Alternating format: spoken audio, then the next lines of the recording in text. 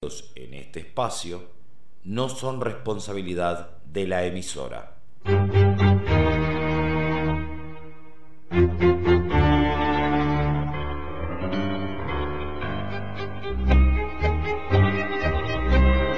A continuación, en la mañana de la 94.5 FM del pueblo, La Otra Radio, las opiniones que importan.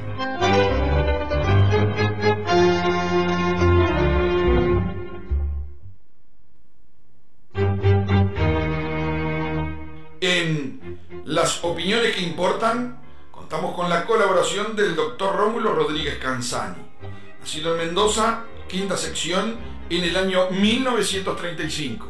Familia de origen netamente campesina, cursó escuela rural, recibido de doctor en medicina en el año 1967. Tuvo militancia estudiantil y gremial universitaria. Integró el MLN, Movimiento de Liberación Nacional Tupamaros. Preso político hasta el año 1985. Reintegrado después de su liberación a los cargos obtenidos por concurso, militando hasta la fecha. En las opiniones que importan, Rómulo Rodríguez Canzani. Lunes. Minutos después de las 10 de la mañana por 94.5 FM del pueblo, La Otra Radio. Buenos días, audiencia de la 94.5, La Otra Radio. Saludos a la gente de la radio y la alegría de reencontrarnos con todos ustedes. Han ocurrido tantas cosas en este breve tiempo en que no estuvimos juntos que no podemos abarcarlas a todas, por lo que nos vamos a limitar a hacer un muy breve análisis solo de alguna de ellas. En primer lugar, nos vamos a referir a las cuestiones económicas. Domina el proceso inflacionario en la nación, que ya denunciáramos meses atrás, a fines del 2013, cuando señalamos que la inflación amenazaba la economía nacional, previendo ya que el gobierno iba a ensayar medidas para disimular el aumento del índice de precios al consumo, tratando de que no le llegara al 10%, pero también para que no quedara en ridículo su aliado, el PIT-CNT, que había ayudado al gobierno a frenar los aumentos de sueldos y de pasividades con los acuerdos salariales. El gobierno achacó la culpa de la inflación al aumento de precios de los alimentos importados y porque las lluvias perjudicaron a los productores nacionales que no habrían podido satisfacer el mercado interno. Sin embargo, los conocedores del tema dicen que las lluvias dejaron demostrado el hecho de que el país está perdiendo soberanía alimentaria porque la producción nacional no está siendo defendida por el gobierno para hacer frente no solo a los cambios climáticos, sino que no puede defenderse ni enfrentarse con un mercado dominado por el gran capital. Y con esto va enrabado la política del atraso cambiario que desarrolla el gobierno con aprobación de todos los partidos políticos y que usa como mecanismo antiinflacionario el atraso cambiario para traer productos alimenticios más baratos desde fuera del país. Y así estamos. Un gran tema sobre el que habrá que volver en otro momento. Y claro, el gobierno propone medidas antiinflacionarias, que son manteca en hocico de perro. Sea el acuerdo en unos 25 artículos, que en eso quedó toda la bambolina que hicieron con los acuerdos con los supermercados, o la rebaja pasajera de la UTE. También cosa que da para hablar en otro momento, el uso de los entes del Estado para el manejo de estos indicadores económicos. Pero lo importante, y que ya habíamos anunciado, es que entramos en la crisis. Y eso no es ya cosa de discurso, la gente lo está sintiendo en el bolsillo.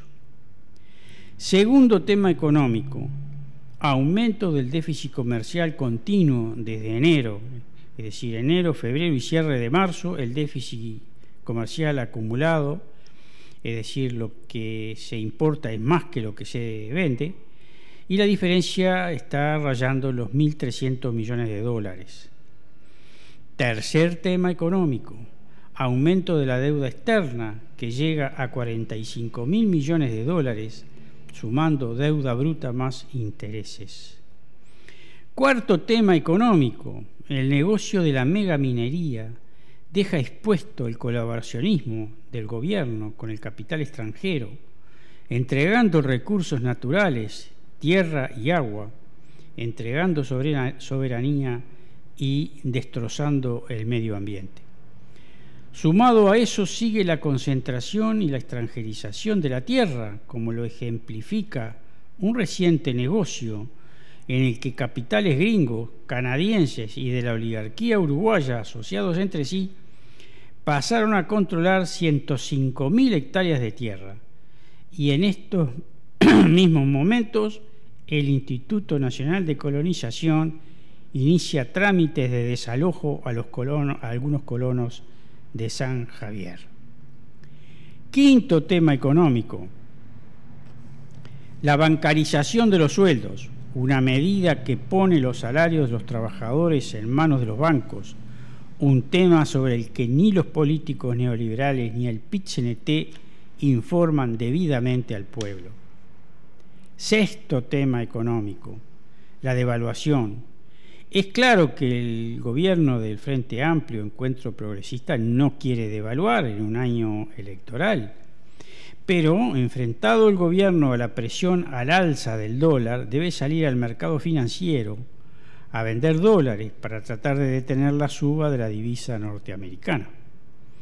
Por otro lado, el gobierno emite papeles públicos de deuda que vende en el mercado financiero, adquiriendo dólares con unidades indexadas, un negocio que inauguró Astori como ministro de Economía en el gobierno del doctor Vázquez y que en aquel momento se propagandeó como la pesificación de la deuda y que en realidad significa un mayor endeudamiento. Esos dólares que entraron por ese mecanismo astoriano, por el cual el Fondo Monetario Internacional está muy reconocido al gobierno uruguayo, son en realidad dólares prestados por los especuladores en dólares en el mercado financiero. Pero además a los gringos les pagamos un interés del 15% ajustable por el IPC, pero en dólares, en tanto que los dólares que quedan para el Banco Central del Uruguay por estas operaciones, este Banco Central del Uruguay los coloca al 1% de interés en la banca norteamericana. Traemos este tema a colación porque el Ministerio de Economía y Finanzas dice que el país está blindado y que tiene 17.000 millones de dólares en reservas, pero no dice que la mitad de esas reservas, 8.500 millones de dólares, son dólares prestados, sin hablar de los depósitos a la vista que se pueden ir en cualquier momento.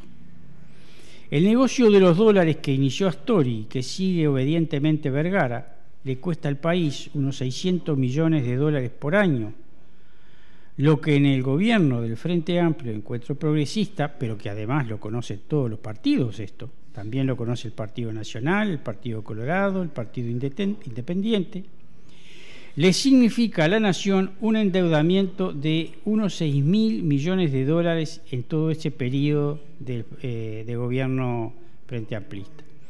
Eso es lo que constituye el llamado déficit parafiscal. Y esto fue reconocido por primera vez por el Ministerio de Economía y Finanzas en la reciente interpelación que se le hiciera al señor ministro Vergara. Séptimo tema económico.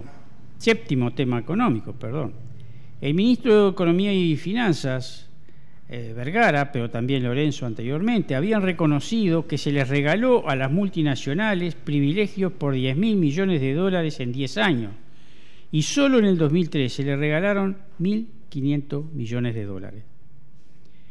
Octavo tema económico, los impuestitos, de los cuales uno ya apareció demagógicamente en la campaña electoral, el impuesto a primaria. Pero de los impuestos que más duelen ni se hablan, porque las inversiones extranjeras están protegidas por la Ley de Protección de Inversiones, votada hace años bajo gobierno de los partidos tradicionales, pero con fuerte apoyo de sectores del Frente Amplio, entre ellos el actual Frente Liber Sereñi, el Partido Socialista y la vertiente 77. Hay que ir a la historia, muchachos, para no olvidarla. De los demás impuestos de los cuales están exonerados las inversiones extranjeras directas, ni hablemos. Bien lo sabe Astori, que cuando hizo la reforma tributaria sabía que tenía que dejar a salvo esos intereses, que por otra parte ya estaban funcionando con la ley forestal desde el gobierno del doctor Sanguinetti. Basta entrar en las páginas de cualquier intendencia para ver una información detallada llamando a invertir en cada departamento, amparándose en las diversas exoneraciones tributarias que los gobiernos neoliberales han consagrado y que están protegidas por la confidencialidad, como lo ilustra Montes del Plata, por ejemplo, o Aratirí, por ejemplo. Y por si quedan dudas, relean las noticias de la prensa de la derecha internacional, de la derecha nacional, perdón, los medios de prensa como El País, El Observador, La República, en la que se da cuenta al señor ministro Aguerre de que las grandes capitales no van a tolerar impuesto alguno y que la infraestructura vial debe ser mantenida a costa del pueblo. El señor presidente Mujica dice que los campos del país pasaron de valer 7.000 millones de dólares en total hace 10 años a valer 70.000 millones de dólares actualmente y que la contribución nunca se ajustó en su real valor. Lo desafío al señor presidente Mujica a que se atreva a ajustar el valor de la contribución en la actualidad. Y veremos lo que pasa con la asociación rural, con la federación rural y con los dueños de los agronegocios. En relación con la economía y acerca del campo, lo rescatable es que cobra forma la defensa de la soberanía económica sobre la tierra, si bien aún limitada a la lucha contra la megaminería a cielo abierto. Una batalla en la que nos hemos comprometido y a la que invitamos a sumarse a todos, en tanto es una lucha sin tintes partidarios y en la más pura reivindicación de los principios artiguistas. Cerrando lo económico, citaré los nombres de algunos economistas que nada tienen que ver con la izquierda y que advierten acerca de la frágil situación del sistema a escala mundial, por si no bastara el reciente informe del BID acerca de la situación de América Latina.